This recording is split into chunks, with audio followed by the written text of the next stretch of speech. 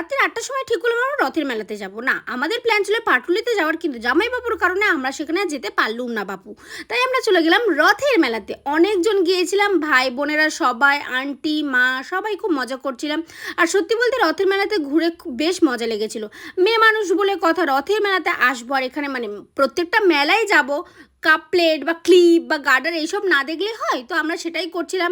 আর seriously আমরা বেরিয়েছিলাম পুরো 9:30 নাগাদ। তখন অলরেডি প্রায় একটা দোকান বন্ধও হয়ে যাচ্ছিল, সেই মতো আমরা ঘুরছিলাম সেখানে।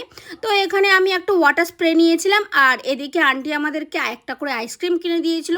আর মেলাতে গেলে জিলিপি মালপোয়া না কিনলে হয়, সেই মতো আন্টি জিলিপি মালপোয়া সবার জন্য কিনেছিল। আর তখন প্রায় 10টা মতো বেজে গেছিলো আমাদের বেরোতে বেরোতে।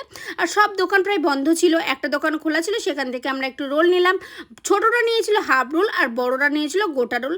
তো আমাদের তো খুব মজা করেছে সেই দিনটা। তোমাদের কেমন লাগলো অবশ্যই কমেন্টে জানিও। টাটা।